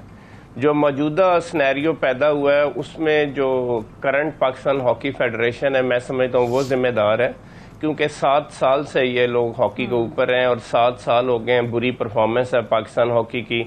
अभी आप देखें कॉमनवेल्थ गेम्स पे पाकिस्तान की जो टीम गई थी, लड़कों को डेली अलाउंसेस नहीं दिए गए। जो प्रेसिडेंट साहब थे वो कॉमनवेल्थ गेम्स देखने गए हैं तो उन्होंने अपने ऊपर 3 मिलियन खर्च किए हैं। तो ये बड़ा प्लेयर्स के लिए डिस्करेजिंग है। उसके लिए मैं प्राइम मिनिस्टर ऑफ पाकिस्तान का वो मतलब उनको कहूंगा कि उन्होंने अच्छा किया है कि उन्होंने 3 मिनिस्टर्स की कमेटी बनाई है कि पाकिस्तान हॉकी फेडरेशन के मामलात को देखा जाए कि कहाँ गड़बड़ हो रही है, कौमी खेल को कौन नुकसान पहुंचा रहा है। तो मैं समझता हूँ कोई बेहतरी की उम्मीद नजर आ रही है। क्योंकि वाली बात है ना शहबाज भाई, जब एक हमारी हॉकी का, हमारे प्लेयर्स का एक नाम था, पूरी दुनिया में जाना जाता था हमारे प्लेयर्स को, हम लोग देखते थे, हम शौक से क्रिकेट हॉकी देखते थे। लेकिन अब आज जिस तरीके से जिस मकाम पे पहुंच चुका है उस पे अब आप लोगों की जो इस्तीफे आ रहे हैं इस तरह प्लेयर्स के, आपको लगता है कि ये इस्तीफे वापस लिए जाएंगे किस तरह? क्योंकि वो तो बड़े डिसहार्टेंड हो चुके हैं हमारे प्लेयर्स। जी देखें, पाकिस्तान हॉकी के प्लेयर्स इस्तीफे वापस भी ले लेंगे, उनको अलाउंसेस भी हम देंगे, लुक आफ्टर भी करेंगे। लेकिन अगर आप देखें तो पाकिस्तान की कितनी बदनामी है इंटरनेशनली कि हमारे हीरोज जो हैं उनको कितना लुक आफ्टर किया जा रहा है। जो भी स्टेक होल्डर्स हैं, आईपीसी मिनिस्ट्री है, पाकिस्तान स्पोर्ट्स बोर्ड है, पाकिस्तान हॉकी फेडरेशन है, इनको ये देखना चाहिए कि पाकिस्तान जो है हीरोज की वजह से पहचाना जाता है, हॉकी की वजह से पहचाना जाता है। हम हॉकी में ही वर्ल्ड चैंपियन, हॉकी में ही ओलंपिक चैंपियन है। हम लोगों ने हिस्ट्री क्रिएट की है। प्लेयर्स को बहुत ज्यादा लुक आफ्टर करने की जरूरत है। जैसा आपने प्रोग्राम के शुरू में भी बताया कि जब तक हम इनको फैसिलिटेट नहीं करेंगे ये कभी भी रिजल्ट प्रोड्यूस नहीं कर सकते। सही बात। और सर शहबाज साहब, जिस तरीके से आप खुद भी फरमा रहे हैं और ऐसा ही है कि तारीख में हमने देखा है कि पाकिस्तान की हॉकी का एक मकाम था और हम चैंपियंस रहे हैं जिस तरीके से माजी में देखते रहे हैं। लेकिन ये अचानक तो खैर नहीं, ये भी हम देख रहे हैं कि कुछ अरसे से जिस तरीके से हमने बिल्कुल इसको लावारिस छोड़ दिया, उसके बाद प्लेयर्स का भी बुरा हाल हो गया। फेडरेशन क्यों नहीं सपोर्ट कर पा रही? बहाना ये बनाया जाता है अक्सर कि जी उनको उस तरह से स्पॉन्सर्स नहीं मिल पा रहे। लेकिन फेडरेशन की तो ये ड्यूटी है कि उनको सपोर्ट करना है और फाइनेंशियल सपोर्ट नहीं होगी तो प्लेयर्स का सर्वाइवल पॉसिबल ही नहीं है। आजकल तो वैसे जितनी महंगाई है तो किसी के लिए भी पॉसिबल नहीं है अगर उनको फाइनेंशियल सपोर्ट नहीं होगी तो। देखिए बात यह है, सबसे पहले तो कोई सिस्टम नहीं है पाकिस्तान हॉकी फेडरेशन को सपोर्ट करने का हुकूमत की तरफ से। आज तक कोई लाहे अमल नहीं बनाया गया। दूसरी जो खुसूसी वजह नजर आ रही है मुझे पिछले 5-6 साल से, ये जो पाकिस्तान हॉकी फेडरेशन है ये अपनी क्रेडिबिलिटी खो बैठी है।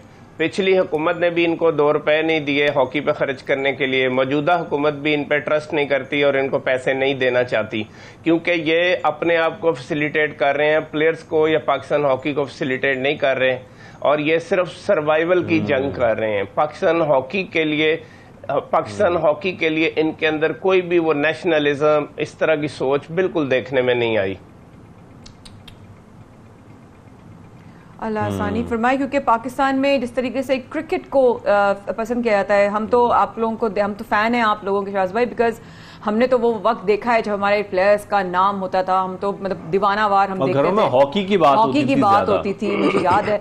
और लेकिन आज जिस तरीके से सिचुएशन आ गई है, क्रिकेट के ऊपर ज्यादा जोर है, तो क्या दूसरे और स्पोर्ट्स को छोड़ देना चाहिए, उस तरफ नहीं बढ़ना चाहिए? क्या कहेंगे? नहीं, ये तो अच्छी बात नहीं है। कोई भी कौमें जो हैं उनकी दुनिया में इज्जत नहीं होती जहां स्पोर्ट्स ना हो।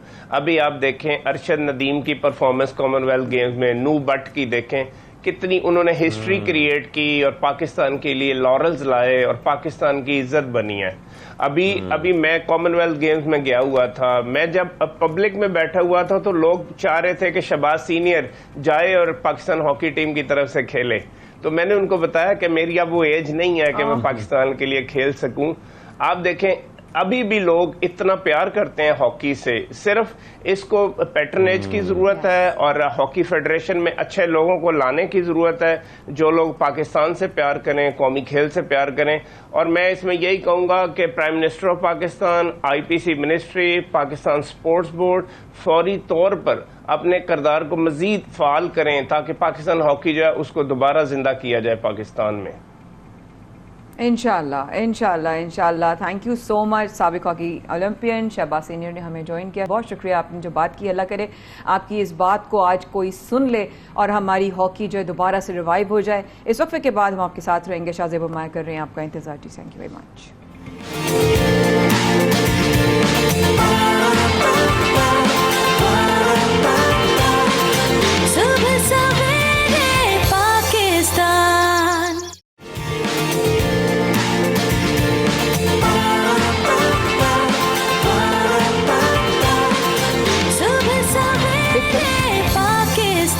Welcome back. आप देख रहे हैं सुबह सवेरे पाकिस्तान, माया खान और शाहजेब अहमद के साथ। तो हम प्रोग्राम में बिजी हैं, लेकिन आज माया डॉल से खेलने में बिजी है। आपने तो कहा था मैं डॉल से नहीं खेलती। नहीं, मैंने कभी जिंदगी में डॉल से नहीं खेला। मेरी अम्मा और बहन बहुत लेकर आए थे मैं डॉल से कभी नहीं खेला, लेकिन डॉल्स पसंद बहुत है मुझे।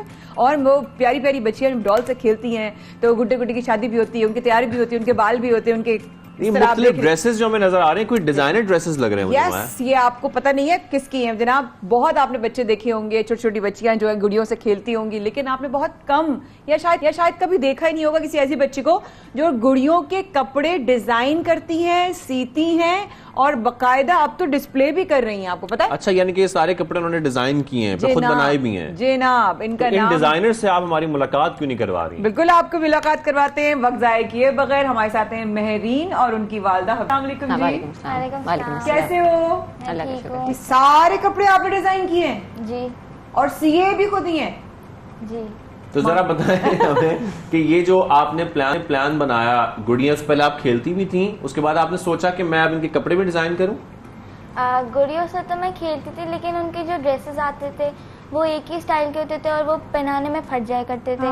तो मैं चाहती थी कि डॉल को डिफरेंट कपड़े भी मिले और वो फटे ना, तो इसलिए मैंने खुद ही अपने लिए ड्रेसेस बनाने अच्छी क्वालिटी के कपड़े हैं। वो अच्छी क्वालिटी के नहीं थे। अच्छा, ये बात तो बिल्कुल सही है कि कपड़े सबके जैसे लग रहे होते थे, वही फ्रिल, वही नेट, वही फ्रिल्स, वही नेट।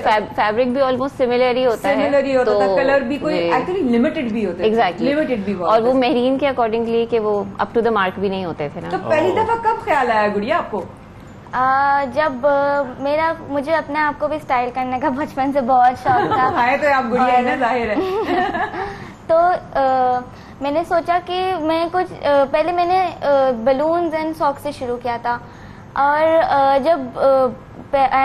मुझे 8 साल की थी, मुझे तब से ही शौक था कि मैं डॉल के ड्रेसेस बनाऊं। लेकिन प्रॉब्लम ये था कि मुझे स्विमिंग नहीं आती थी, ना ही मेरी अम्मी को आती थी, तो वो मुझे खुद ही करना पड़ता था। नहीं, बिल्कुल मैं तो बहुत प्राउडली इस चीज को लेती हूँ, मुझे बिल्कुल नहीं पहले फिर आपने सीखी फिर सिखाई? नहीं, मुझे बिल्कुल नहीं आती, मुझे शौक भी नहीं था ऑनेस्टली स्पीकिंग। और ये मुझसे कहती थी कि आप मुझे गुड़िया के कपड़े सी दें, तो मैं ज़ाहिर फ्रस्ट्रेट हो जाती थी कि मुझे तो एक चीज आती नहीं है, तो मुझे बार बार मुझे बोलती हो कि सी के दें। तो मैंने एक आधा दफा इसको डांट के कहा कि अपने काम खुद किया करो, हर वक्त नहीं अम्मा को कहते कि सिलाई करनी। तो उसने बेचारी ने, मुझे लगता है कुछ ज्यादा ही सीरियसली एग्जैक्टली।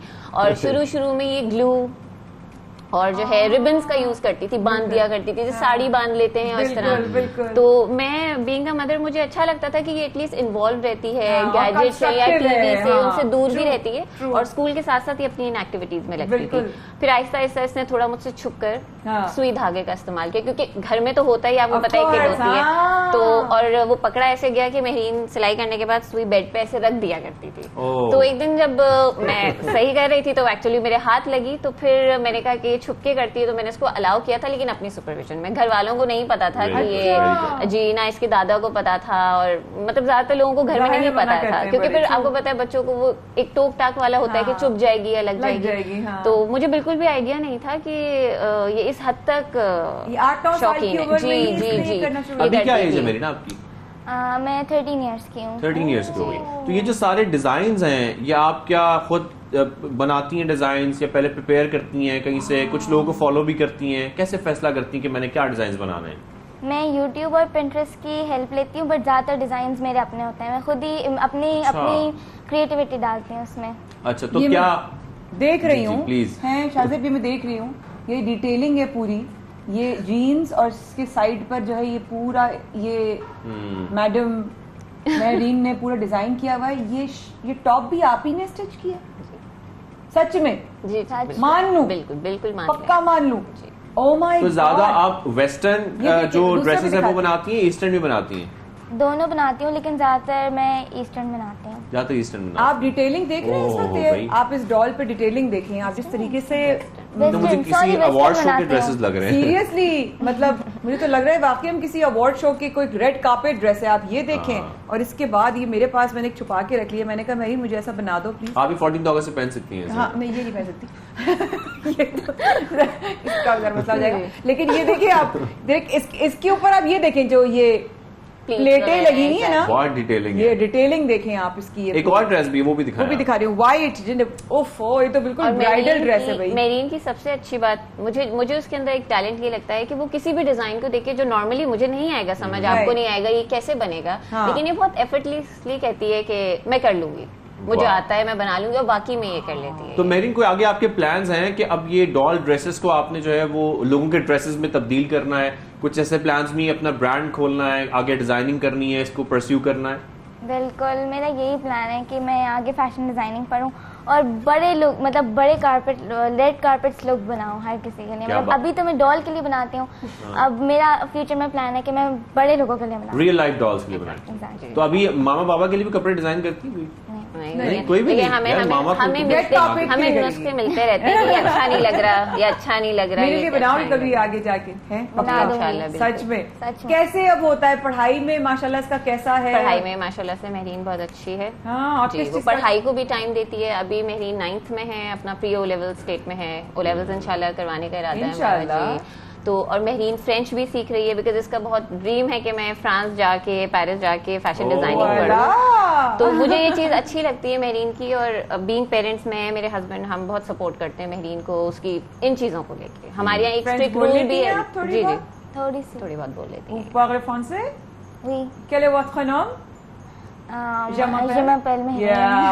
ये ना हर जगह टेस्ट लेना शुरू कर देती है, बड़ा मसला है। इसलिए मुझे फ्रेंच लैंग्वेज, मैंने डिग्री की है फ्रेंच लैंग्वेज में, तो वो मुझे बड़ा अच्छा लगता है जब मेरे साथ कोई हो, मैं किसी के साथ बोल सकूं, क्योंकि आपको पता है अब तक लैंग्वेज की प्रैक्टिस नहीं होगी तो इंसान नहीं पढ़ सकता। लेकिन जिस तरीके से इसकी प्रैक्टिस है, ये अगर प्रैक्टिस जारी रहेगी तो मेरा ख्याल है जब फैशन डिजाइनिंग पढ़ने भी जाएगी ना शाज़िब, तो ये अपने जहन में इसका मेरा ख्याल है जहनी तौर पे तो ग्रेजुएटेड होगी जिस तरीके से इसकी जो प्रैक्टिस है। फ्रेंड्स वगैरह साथ होती हैं गुड़िया वगैरह के कामों में और तैयारी में? कोई दोस्त या वो अपने कपड़े तो नहीं लेके आ जाती हैं कि हमारे कपड़े जरा सेट करके दो यार, कुछ डिजाइन करके दो हमें साथ में? नहीं, दोस्त वगैरह बहुत सपोर्ट करते हैं। जाहिर है मेरीन का एक अब इतना नाम हो गया है, बहुत सारे लोग इसको हम तो कहीं जाते हैं तो ऐसे कितने लोग पहचान जाते हैं, तो वो अच्छा लगता है। वो एक फीलिंग की कोई पहचानता है, राह चलते कोई देखता है कि अरे ये वही बच्ची है जो डॉल के ड्रेसेस बनाती है, तो दोस्त वगैरह। अच्छा, ये अभी आपका पैशन है, आपका शौक है, लेकिन इसके साथ अगर कोई और बच्ची ये चाहती है कि वो आपके ड्रेसेस खरीदे तो वो खरीद भी सकती है। तो क्या इनके कोई प्राइस टैग्स हैं? प्रॉपर आपने प्राइस लिस्ट बनाई हुई है कि ये ड्रेस इतने में आप परचेज कर सकते हैं? मेरा ड्रेस 500 रुपीज का होता है एक, एंड वो डिजाइन पे मैटर डिपेंड करता है। ये कितने का ये मरून वाला जो? 500। और डिस्काउंट कितना है हमारे लिए? डिस्काउंट नहीं, कोई डिस्काउंट नहीं है, कोई डिस्काउंट नहीं है हमारे लिए। की जैकेट साथ बहुत मैच कर रहा है, मैं सोच रहा हूँ खरीद लूँ। नहीं, अक्सर लोग मुझसे पूछते हैं क्योंकि मेहरीन का इंस्टाग्राम और फेसबुक मैं ही हैंडल करती हूँ, वो पेजेस वगैरह। मेहरीन को अलाउ नहीं है सोशल मीडिया यूज करना ज्यादा, तो वो मैं ही करती हूँ। तो मुझसे अक्सर लोग कहते हैं कि भाई डिस्काउंट, तो मैं उनको यही बोलती हूँ कि बहुत मेहनत करती है, मुझे अच्छा नहीं लगता। मैं इसको देखती हूँ छोटी छोटी सिलाई करते हुए और कट्स जो है, तो बस वो फिर हम डिस्काउंट ऑफर नहीं करते। बिल्कुल वो मेहनत करती है, बिल्कुल सही है। अच्छा, अब अपनी जो लाइन है आपकी जानी, उसका आपका कोई नाम रखा है? कोई आपने कोई अपनी जितनी भी क्लोथिंग लाइन है उसको कोई आपने नाम रखा है? मेरा जो ब्रांड है अभी, इसका नाम है my mini stitch. My mini stitch, okay. तो माय मिनी स्टिच के नाम से ही आपका इंस्टा है, इंस्टाग्राम और फेसबुक। तो पूरी दुनिया में अगर कहीं भी देख रहे हैं तो आप उनको भी भेज सकते हैं, कोई ओवरसीज भी भेज सकते हैं? बिल्कुल, हमने भेजे हैं। मेहरीन का बहुत अच्छे तरीके से चल रहा है। इंडिया भी गया है हमारा, कनाडा, अमेरिका, लाहौर, पेशावर और पाकिस्तान में तो सब तरफ ही है। ठीक है, अच्छा, और वो तमाम बच्चे जो तक आपको देख रहे हैं और वो ऑर्डर करना चाहते हैं तो उसका प्रोसीजर क्या है? वो किस तरीके से ऑर्डर कर सकते हैं? कॉन्टैक्ट नंबर है या सोशल मीडिया इंस्टाग्राम पेज है, फेसबुक पेज है, तो उसके मैसेंजर या जो उसके डायरेक्ट मैसेजेस के थ्रू हैं। बिल्कुल सही है। So please my mini stitch को जाइए और लाइक भी कीजिए, फॉलो भी कीजिए, ऑर्डर भी कीजिए और इसको भी सपोर्ट कीजिए और अपनी गुड़ियों को भी सजाइए। और यहाँ पर किसी किस्म का कोई डिस्काउंट मांगा, मेरी बच्ची बड़ी मेहनत करती है। थैंक यू सो मच आप लोग के। Thank you very much. हम छोटा सा कॉल लेते हैं, please do stay with us.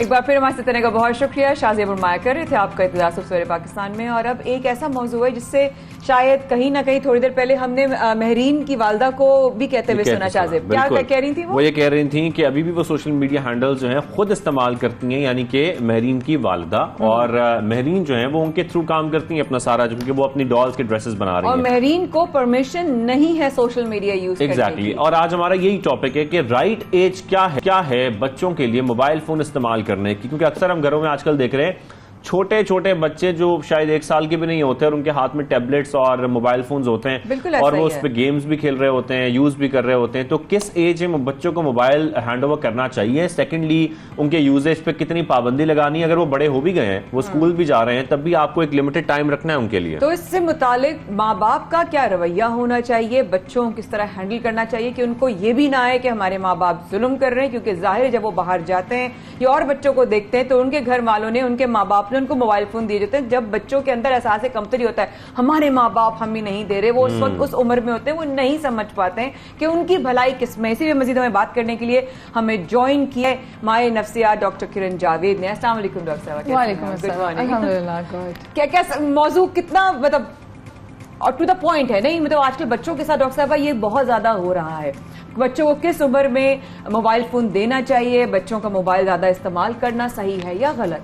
बिल्कुल ठीक कहा आपने कि ये टॉपिक ऐसा है कि कहना चाहिए हॉट टॉपिक है ना? लेकिन और इस पे अनफॉर्चुनेट बात ये है कि पेरेंट्स और बच्चों को आगाही के बावजूद किस चीज की कमी है? अमल की। यानी अगर आप जितनी दफा जिस तरीके से भी अवेयरनेस लेते हैं, आगाही लेते हैं, लेकिन अगर वो आपके अमल में नहीं आ रही है तो फायदा नहीं है। ठीक है, सो एक स्टेप हो जाता है अवेयरनेस का, दूसरा स्टेप है एग्जीक्यूशन का, इम्प्लीमेंटेशन का, जो कि पेरेंट्स को अपने बिहाफ पे करनी चाहिए। जहां तक बात रही एज की, तो देखिए अगर आप एज रिलेटेड बात करते हैं तो कुछ रिसर्चेस हैं जो ये कहती हैं कि असल में तो अर्ली टीन्स में स्टार्ट करना चाहिए सेल फोन्स। आप 13-14 से स्टार्ट करवाएं जब बच्चे को प्यूबर्टी हिट होती है। But now it's too late because this era is so technological. ठीक है, तो इसमें तो आप नहीं 12 साल तक रोक सकते हैं। असल में पेरेंट्स बड़े कंफ्यूज हैं। एक तरफ ये बातें होती हैं कि जितना डिजिटलाइज हो रहा है दुनिया खासतौर पर, ऐसे में आप बच्चों को टेक्नोलॉजी से दूर नहीं रख सकते। आपको उनको यूज टू करवाना है, उनको सिखाना भी है, तो उनकी एज निकल जाएगी। और दूसरी तरफ आपने इस बात का ख्याल भी रखना है कि वो बच्चे उस चीज में इतने आगे ना निकल जाएं कि वो फिर आपकी पेरेंटिंग पे सवाल उठ जाए। बिल्कुल, यानी कि बाबा कंफ्यूज हैं। हाँ, है ना? देखिए टेक्नोलॉजी हमारी आसानी के लिए हुआ है। ठीक है, टेक्नोलॉजी को यूज करना हमारी आसानी है, हम क्या करें उसको मिस यूज कर रहे हैं। ठीक है, अगर बच्चे कोरोना की वजह से एग्जाम्पल लेते हैं, स्कूल नहीं जा पा रहे ताकि कोरोना हो ना जाए और जो इसके उसके सिम्टम्स हमसे बच सके, तो घर में उनको आसानी के लिए आईपैड्स या फोन्स दिए गए हैं। लेकिन क्या है, क्लास से हट के भी आप बच्चे फिर उसी में गुम हो गए। अब मेरा गेम टाइम है, क्योंकि मैंने सुबह 1 घंटे की 2 घंटे की क्लास ली तो मैं 4 घंटे गेम्स खेलूंगा। तो ये मिसयूज हो गया ना। सो टेक्नोलॉजी का यूज और मिसयूज में बहुत फर्क है, और यही बात पेरेंट्स को जहन में रखनी है और बच्चों को एजुकेट करना है कि when it is the right time to use something. पता है डॉक्टर साहब, मैं ये समझती हूँ कि अभी जिस तरीके से अब बच्ची हमारे पास आई थी महरीन, उनकी वालदा ने बड़ा हमारे सामने बड़ा ओपन निकाह कि महरीन को सोशल मीडिया पे जाने की इजाजत नहीं है। और बच्ची कोई ऐसा भी नहीं थी, बच्ची अपने शौक भी पूरे कर रही है, बच्ची अपनी पढ़ाई भी पूरी कर रही है, बच्ची अपने सारी हॉबीज भी कर रही है, बच्ची फेमस भी हो रही है और बच्ची खुश भी है। बच्चों से अगर आज के वक्त में मोबाइल फोन ले लिया जाए तो उनकी नाराजगियां शुरू हो जाती हैं, उनका एहतजाज शुरू हो जाता है, उनको ये उसके अलावा उनको कोई और खुशी नहीं मिल रही होती है। बच्चों की खुशी लिमिटेड क्यों हो गई है मोबाइल फोन की हद तक? देखिए, ये जो आप बता रही है ना, ये तो आफ्टर इफेक्ट्स है, कॉन्सिक्वेंसेज है जब उनसे मोबाइल ले लिया जाता है। हमें उससे पहले देखना है कि लेने से पहले क्या आदत डेवलप हो चुकी है उनके अंदर, अननेसेसरी तौर पे यूज करने की, देने की। हमें ही अपने बिजी स्केड्यूल से बच्चों को टाइम देने का बिल्कुल नहीं है, और हम सेल फोन या आईपैड्स उनको दुनिया जहां की टेक्नोलॉजी गैजेट्स दे रहे हैं, और फिर कह रहे हैं कि नहीं, अब जब हुआ कि रिजल्ट्स खराब आ रहे हैं, बिहेवियर में प्रॉब्लम्स आ रही, कंप्लेंट्स आ रही हैं, अब हम लेंगे, तो जाहिर है बच्चा क्रैंकी होगा, इरिटेबल होगा, एंगर शो करेगा। और हम तो टीनेज की बात कर रहे हैं, इवन 1-2 साल के बच्चे घरों में आजकल उनको एडिक्ट इसलिए कर दिया जाता है क्योंकि पेरेंट्स ये सोच रहे होते हैं कि हम उनको इतना टाइम नहीं दे सकते, क्योंकि पेरेंट्स बहुत ज्यादा बिजी होते हैं, तो ये करते हैं कि उनको कार्टून लगा दिए, कोई गेम लगा दी, और उस वक्त तक वो अपने जो काम है वो कंटिन्यू रखते हैं। तो ऐसे में वो बच्चों पर कितना असरअंदाज होता है मोबाइल फोन? बहुत ज्यादा असरअंदाज होता है। आप सोचें कि अगर मैं सिर्फ एक गैजेट में हूँ, मुझे आसपास का कुछ होश नहीं है, मेरे आसपास क्या हो रहा है, कुछ फोकस इश्यूज आ जाते हैं। फिर सबसे बड़ा प्रॉब्लम उस टाइम नहीं तो लेटर लाइफ में रिलेशनशिप इश्यूज। इंसान जब जानेगा नहीं, हर वक्त इस गैजेट में, टेक्नोलॉजी में मिसयूज करता रहेगा और सोशलाइज नहीं करेगा, सबसे पहले तो पेरेंट्स से, इसके बाद सिबलिंग से, उसके बाद दीगर जो भी रिलेशनशिप्स आते हैं, तो उसको पता ही नहीं कि अंडरस्टैंडिंग क्या है, एम्पैथी क्या है, केयर कैसे देनी है, किसी को सुनना कैसे, अंडरस्टैंड कैसे करना है।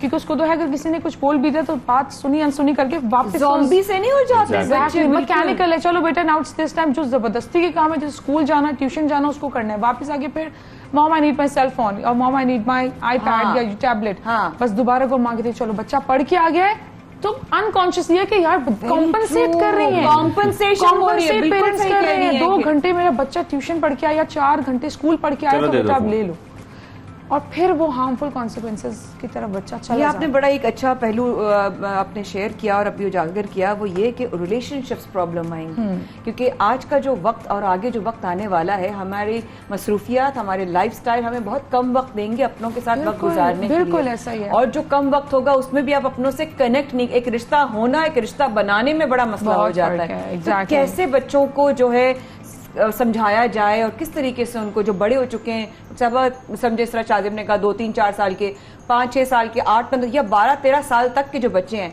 किस तरीके से उनको डील किया? देखिए, according to the psychology, change can happen any time, there is always a new start, new beginning. तो age doesn't matter, age is only the number, ठीक है? तो उसके हिसाब से अगर आप देखें तो अभी भी अगर आप अपने राइट चॉइसेस, राइट रूल्स लेंगे और उसको इम्प्लीमेंटेशन की तरफ लेकर आएंगे, दोनों तरफ से, ना सिर्फ बच्चों के साथ, खुद को भी। अगर आप कह रहे हैं बेटा फोन नहीं यूज करें, तो आप भी उसमें फैमिली टाइम रखिए, अपना फोन भी साइड पर रख दीजिए। आप देख रहे होंगे तो फिर वो भी देखेगा। बहुत कॉमन है ये चीज कि बच्चा, छोटा बच्चा जो बता नहीं सकता, लेकिन वो आपको फॉलो कर रहे होते हैं क्योंकि वो सिर्फ आपको देख सकता है। लेकिन ये भी इंपॉर्टेंट है डॉक्टर साहिबा कि अपनी सुपरविजन में बच्चों को आप गैजेट्स सिखाए भी, क्योंकि गैजेट्स इस्तेमाल करना हमको आने भी चाहिए। मैं फिर रिपीट करूंगी कि टेक्नोलॉजी हमारी आसानी के लिए है, टेक्नोलॉजी बहुत यूजफुल है, लेकिन उसको मिस यूज की तरफ एक फाइन लाइन है ना, जहां देखें एक्सीड कर रही है वो लाइन के आप यूज से मिस यूज की तरफ जा रहे हैं, बस वहीं पे you have to keep an boundary, बस नथिंग एल्स। बच्चे को बिल्कुल आप टेक्नोलॉजिकल फ्रेंडली भी करें। मुझे याद है बचपन में ना, हमें सब घर वालों के और फैमिली वालों के नंबर याद होते थे, तो जिसका भी जरूरत होता था तो हमें अम्मी पूछती, हमारे बाबा पूछते थे, भाई उसका क्या नंबर है, फलां का क्या नंबर है। छोटी डायरीज बनाई होती थी, उसमें भी लिखे होते थे। हमने तो जूते के डब्बे का जो गत्ता होता था ना, उस पे लिखते थे, उसके ऊपर टेप लगाते थे ना, उसको पूरा हमें नंबर याद होते थे। लेकिन बच्चों में आजकल वो एक्टिविटी नहीं होती, वो अपने नंबर नहीं याद होते, भूल जाते हैं। अच्छा, नफ्सियात पर क्या असर पड़ता है? अगर कोई, हम अक्सर देखते हैं पेरेंटल गाइडेंस लिखा होता है किसी वीडियो पर, अगर वो लिखा है उसके बावजूद बच्चे देख रहे हैं वो वीडियो बगैर पेरेंटल गाइडेंस के, किन किस्म के नफ्सियाती मसाइल हो सकते हैं? देखिए, सबसे पहले तो ये कि अगर आपने गैजेट देना भी है ना, तो उस हिसाब से आपने कंटेंट चूज करना है, कौन सा कंटेंट आपका बच्चा देख रहा है, उसको आप पहले और भी मेहनत करें, खुद देखें वो कंस्ट्रक्टिव है, बच्चे के लिए मेंटली डिस्ट्रक्टिव हो रहा है या उसकी लाइफ के लिए कंस्ट्रक्टिव है, वो उसको किस तरह से ले रहा है। और फिर उसके बाद उसको बाद में बैठ के एक डीब्रीफ भी एक प्रोसीजर होता है, डीब्रीफ करें, डिस्कस करें, ठीक है? ये भी एक बहुत अच्छी। तो बच्चों में कम्युनिकेशन कितना बड़ा बेनिफिट है, बच्चे को पता चलेगा मैंने क्या देखा, उसकी आगाही आएगी। सेकंड, माँ बाप और बच्चों के दरमियान कनेक्शन बनेगा, स्ट्रॉन्ग बॉन्ड बनेगा कि अब टेक्नोलॉजी हो गई, इतने मिनट का देखिए, लेट्स डिस्कस नाउ.